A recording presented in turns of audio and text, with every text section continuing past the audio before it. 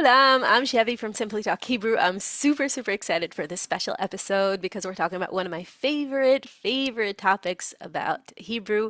This is a little bit of a dive in into why is Hebrew such a cool language and kind of a magical language. This is definitely extra curriculum. So if you're a beginner or if you're an intermediate level, don't worry. Just watch this if you want to kind of figure out what makes Hebrew tick, the behind the scenes and how the whole system works, but it's not really necessary for your progress. However, if you are an advanced learner, this could actually be very beneficial, and it's kind of important to understand what is the structure of the language, okay? Yalla, matchilim. So today we're going to talk about the binyanim. You might have heard that expression. You kind of know it. You learn it. I know that in Ulpan in Israel, they start right away with a binyanim. I think that's a little bit too much, but we're not going to talk too much about the technicalities of how to conjugate each binyan.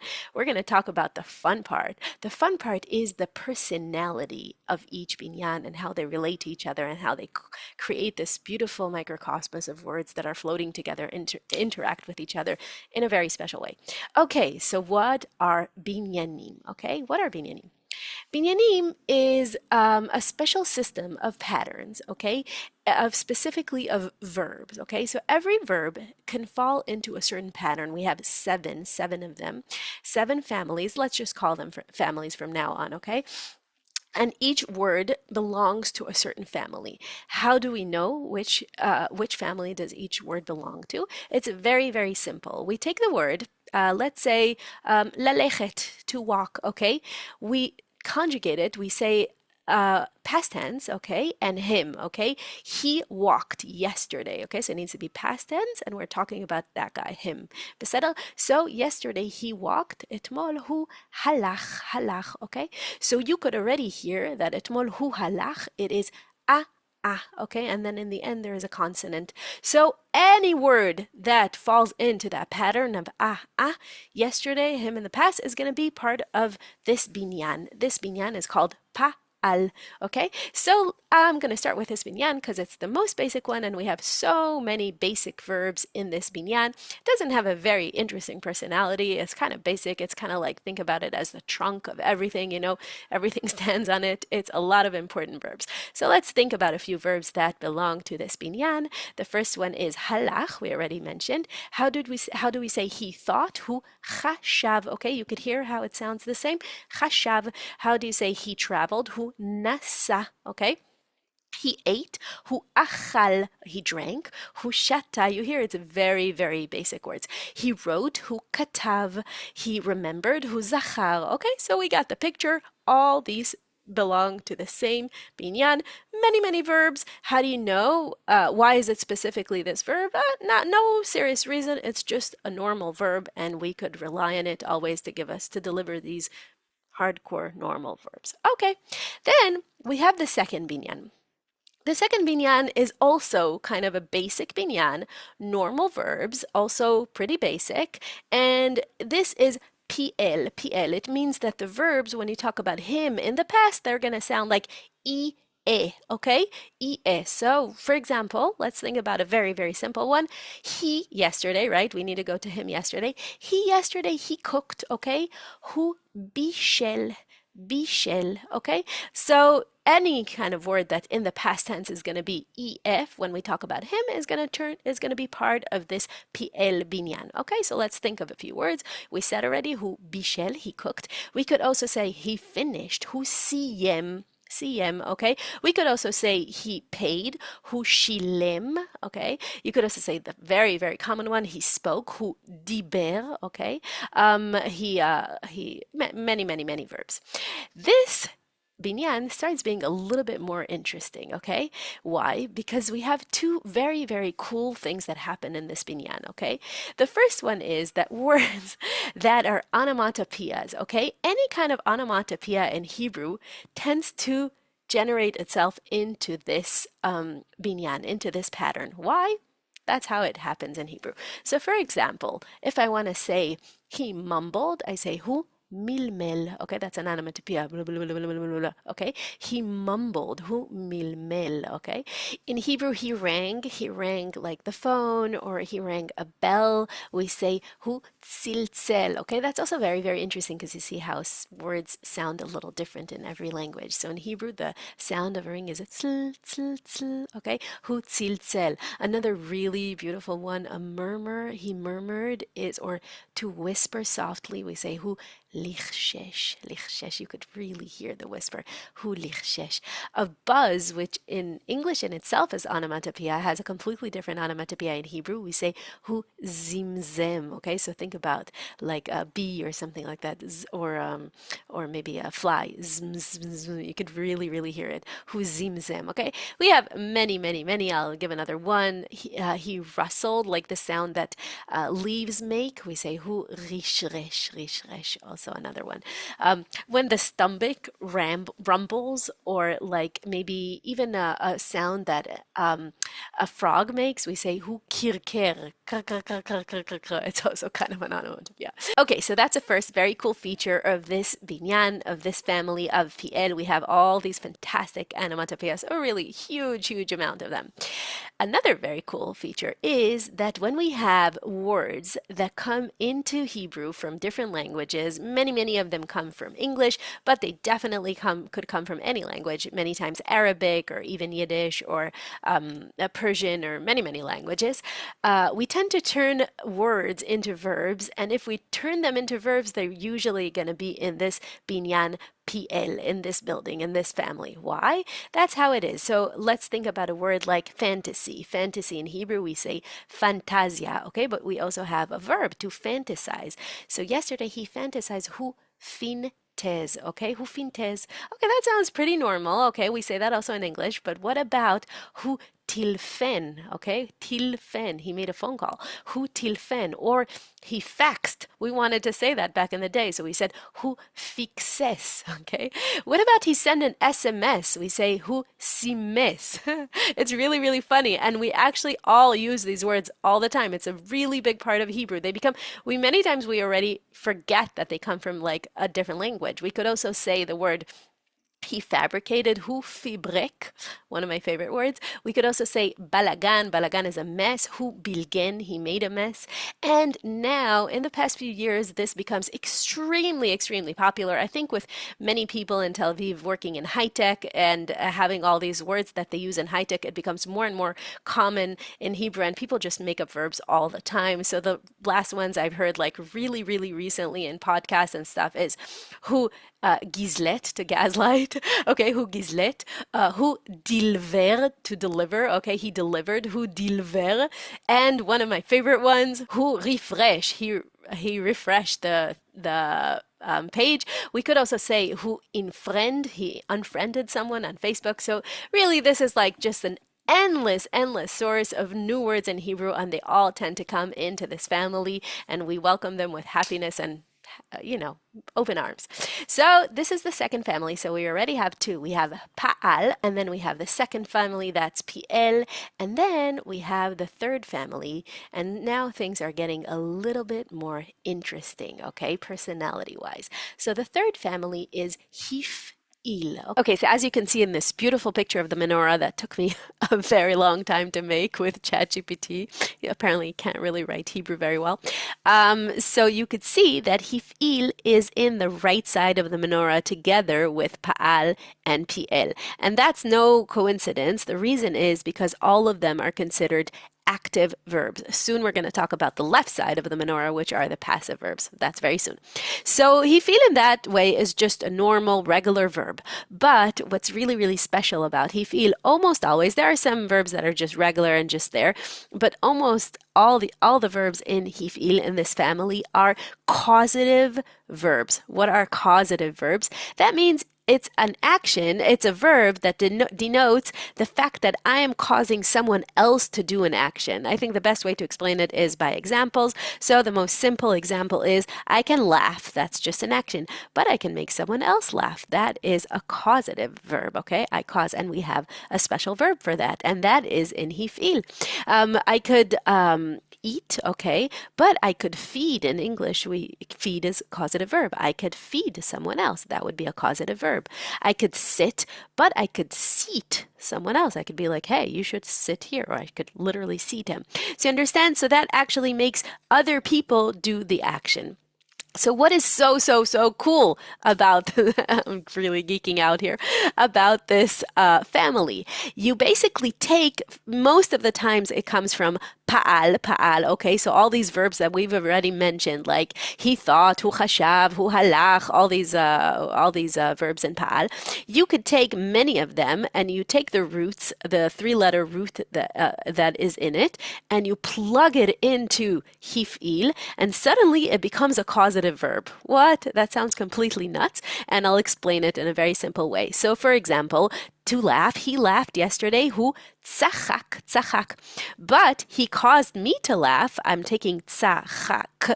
I'm taking it and I'm plugging it into hif'il, and it becomes hitzchik. Okay, so we have a really strong connection between pa'al and hif'il. One is just a verb, and the other one is a causative verb that causes that. Another very simple example would be hu achal, he ate, hu achal, regular verb in pa'al. Now you take these three letters, achal, you plug them into hif'il, hu hechil, because it's a little hard with aleph, hu hechil, and that means he fed, beseder, hu zachar is he remembered, okay? What is a causative verb to make someone remember? That is to remind, okay? So how do you say to remind? I take zachar, I plug it into hif'il, and I say hu hizkir, okay? That literally is to remind. So it's such a cool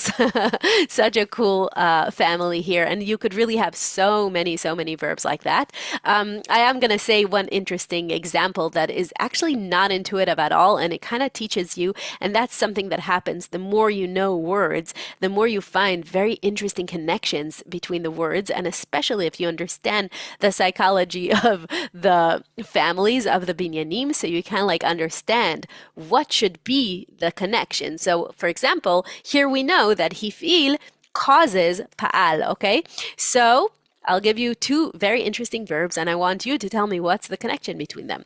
The first verb is in pa'al, and that is batach. What's batach? Is he trusted, okay? So he trusted his friend, he trusted the government, whatever it is. Hu batach. If you take these three letters, batach, and you put them into hif'il, it becomes hu hivtiach. We don't say hu hivtich because in Hebrew it just sounds a little different. Hu hivtiach. So hivtiach, what is hivtiach? Hivtiach in Hebrew actually means he promised. He promised. So that's really interesting because that's a causative verb. But if you think about it, when you promise, you cause someone to trust you. Okay? So that's just like a really cool like little thing. We have another very cool thing. I don't know. These are like basic words in Hebrew. Gadol. Gadol means big. Okay? And gadal means to grow. So to cause something to grow, it's again gadal. We plug it into hif'il, and that we say hu higdil. Okay, the same with katan. So to make something smaller is hiktin. Okay, darkness is choshech. To make something dark, we say hichshich. Okay, so we have many verbs in this awesome family. Okay, so you remember how I said that hif'il is an active verb, and all the right side of the menorah, they're all active verbs. It's time to talk about the left side. Okay, the left side of the menorah, these are all passive verbs. This is a notion that is extremely unintuitive for English speakers. And oh my gosh, I spent a lot of time explaining it in class, but people finally, in the end, they get it. But first, let's look visually because it's very beautiful. You could see how all the first three binyanim, the first three buildings, correlate to three other buildings. So I actually want you to look visually on the basis of the menorah, and you could see how, literally visually, you could see how pa'al, which is on the right side, is, if you kind of go with a line, it's connected all the way to nif'al, which is the last one on the left side. And then the second one, pi'el, is connected all the way to the second to last, which is pu'al. And then the third one, hif'il, is connected to huf'al. Okay, so every one of the families, pa'al, pi'el, and hif'il, have their counter passive families. And that means that almost every word that appears in these buildings in Pa'al, Pi'el, and Hif'il has a parallel verb that describes the same action but in a passive way. Okay, what is a passive action? That's such a weird expression, but we have that in English as well, actually. So in English, we say, I eat an apple, but what is happening to the apple while I eat? The apple is eaten, okay? It's being eaten. So it's not exactly, I don't know, I'm not an expert in English. It's not exactly a verb, but maybe it is. But in any case, in Hebrew, this is a very, very, very serious subject matter. And in English, most of the time, you just use the same verbs. So for example, if I close the window and the window closes, for you guys, it's the same word. But for us in Hebrew and all of you who are learning Hebrew, gotta learn the difference. It's a big, big difference. Why? One of them is active. I am Chevy. I'm going and I'm closing the door. The window's not doing anything. He's just sitting there and he's being closed, okay? Now, it's not an adjective. It's not about like the window is closed. It's literally the action that's happening to the window while the window is just sitting there casually, okay?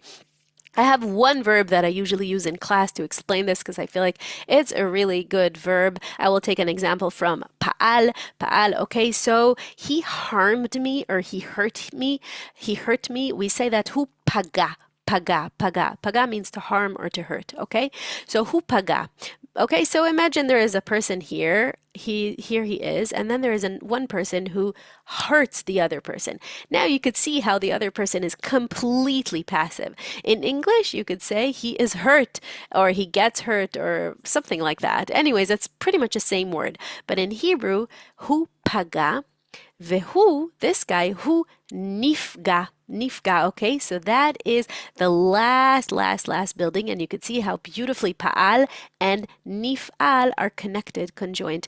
Because Nif'al, many times, not always, maybe 90% of the verbs in Pa'al have their counter parallel verb in Nif'al. So let's just give a few more examples. As we said, to close, that is also in Pa'al, hu sagar, he closed the window, but what happened to the window? The window is just sitting there passively. It's getting closed, it's closing, okay? Hachalon, nisgar, sagar, nisgar, okay? You could say many, literally all the verbs that I mentioned before, almost every single one of them has its counter parallel. Let's say again, Zachar, he remembered, and it was remembered, ze nizkar. Shama, he heard, it was heard, okay? Nishma, maybe you know the expression, manishma, how you doing? It means what sound, what's heard, okay? It's kind of a weird slang, actually, that became like a very regular thing to say, okay? Hu ra'ah, he saw, and it was seen, or it's seen, or seemed, ze nir'ah. Okay, so I know that this is kind of vague and it takes some time to get used to it, but I still want you to understand the connection.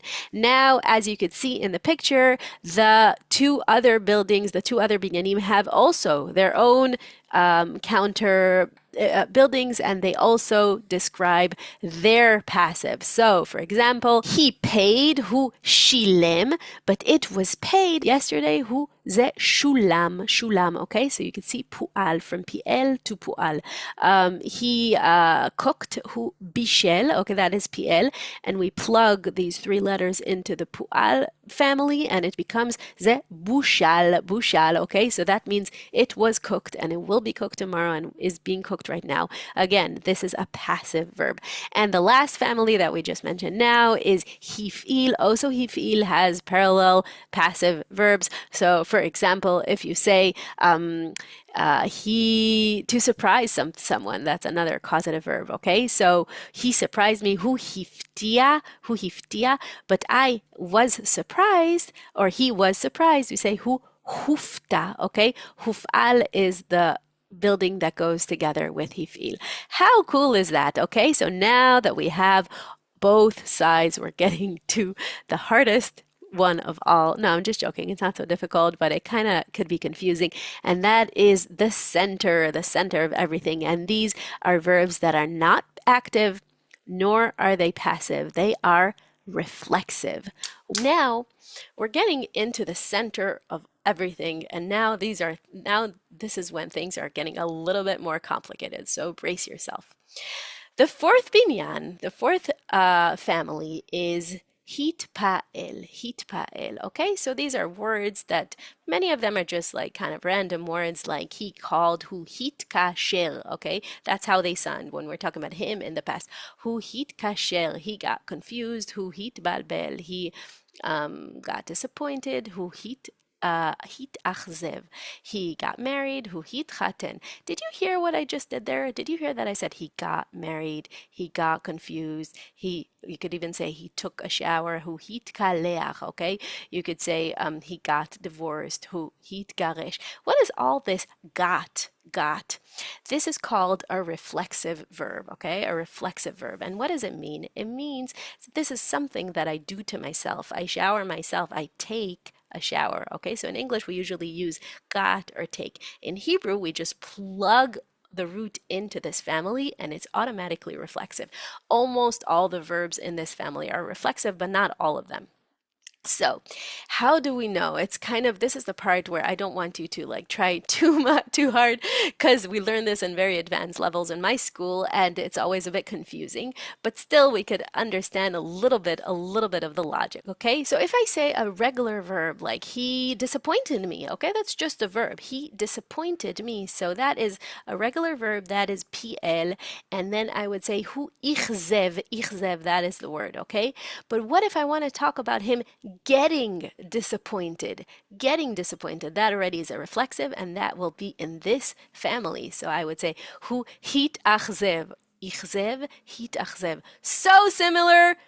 Got to use the right one, okay? So one of them is got disappointed and one of them is got disappointed. It's very important, okay? Same goes with he confused, okay? He confused me. Hu bilbeloti, kind of an onomatopoeia on its own right here. Hu bilbeloti. But if he got confused, very important distinction. Very different word. You say hu hitbalbel. It belongs to this family, okay? We have endless comparisons like that. Basically, almost, and this is a really interesting relationship between PL and Hitpa'el, almost every word that we have in PL has a counter reflexive version in Hitpa'el. So that's actually really, really cool. And even these kind of like new words that we add to Hebrew later on, they also find themselves in this way. So for example, we mentioned balagan. Balagan is a word that comes, I think, from Persian, and we turned it into a verb. So hu bilgen, he made a huge mess, okay? But you could also say he soiled himself, he made a mess of himself, and then we say hu hitbalgen. Okay, I'm gonna give another one, like another way to look at it, because I know this is very confusing for many students, so I'm just gonna give a different angle.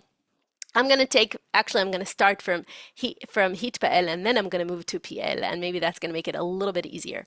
So Hitpa'el, for example, to get married, hitchaten. But how do you say to marry off someone else who's not yourself? And you understand now that we're taking away the reflexive part. I mean, it's not something I'm doing to myself, okay? So I am getting married, he is getting married, hu hitchaten, but he married off his child. So then it turns into PL, it's a regular verb, then hu chiten, okay? Or he took a shower, hu hitkaleach, again a reflexive verb, he showered himself, he took a shower. But what if he bathed the baby, if he showered the baby? So then you say hu kilech, okay? So again, it belongs to PL, it's not in our family. Let's take another one, what he did to himself. He got a haircut, hu histapel, but what if he cut someone else's hair? Then it's going to be hu siper, okay? So there's a very tight relationship between PL and Hitpa'el. One of them is just a verb that you do on something else, and one of them is a reflexive verb. It's like got married, got divorced, got a haircut, took. And that is something that you do to yourself. Whew, I know this is really hard. So to wrap all this off, I want to answer a question that I get asked very often. There are roots. We didn't really mention them like in depth, but basically, as you could see, right, we need to plug in something like some letters into the different buildings, into the different families, right? So, for example, chashav, chet, shin, bet, right? We need to put it into pa'al, right, to get the word. So these are the roots. They're usually 3 letters or 4-letter roots, and we just plug them into the different binyanim, to the different families, in order to get our verbs. So the question that I get very often is like, wait, so what about these roots? Could I? Because I think that's what happens when people learn in Ulpan, and the first thing that they learn is binyanim, and it's very, very confusing. They're like, could I just take any root and plug it into every single building, every single family, and I will have coherent verbs that are all somehow related? And the answer is absolutely not. You cannot do that. So usually a root could fit into probably usually more than one, maybe 3, maybe 4. But like I think the coolest one is chashav that fits into 6 pretty much. But I don't think there's even one root that could fit into all of them and have create coherent verbs. But we did touch upon many, many, many relations between the different families, right? So you could imagine already, first of all, there's the active and the passive, right? So you have sagar, he closed, and nisgar, it was closed, like the passive version of it. So sagar and nisgar. So obviously this is the same root, and they appear in both buildings, in both families, right? We also touched upon another very, very interesting connection just now between Pi'el and Hitpa'el, right? So who hitchaten, he got married, but he married off his son, who chiten. Obviously, this is also the same root, and they are very much connected, okay? We also said another third very, very, very interesting connection, and that is Hif'il. Hif'il is this causative verb, so that is the relationship between Pa'al and Hif'il. Okay, so there's tzachak and hitzchik. He laughed and he made someone laugh. Okay, so we have here a few connections. So you could see already that usually a root will appear in a few buildings, but not in all of them. So it will appear in Pa'al, it would probably have a passive. If it appears in Pa'al, it may very much have also a causative verb, like in Hif'il. If it appears in Pi'el, it could have also a passive, and it could also have a reflexive option to it. I hope this is not too confusing. Yeah, maybe I should have done some diagram or whatever. Okay, enough. I worked so hard on all these diagrams, just that you know.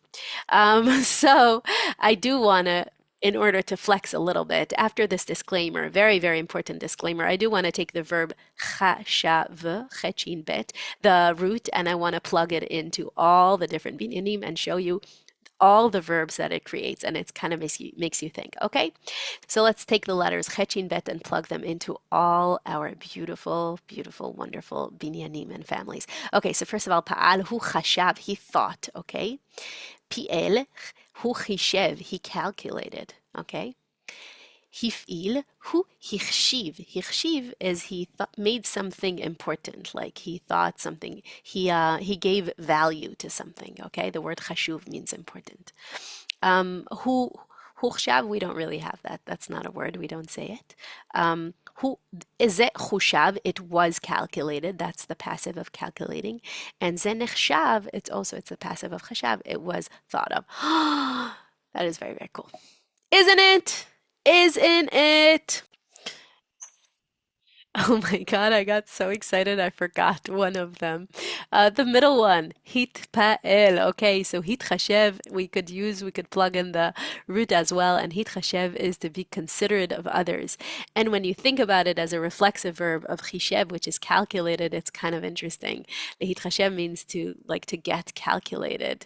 I guess to calculate yourself. Maybe you could say that in English, maybe not. Anyways, that was just funny. Okay, guys, if you made it up till here, I barely made it till here.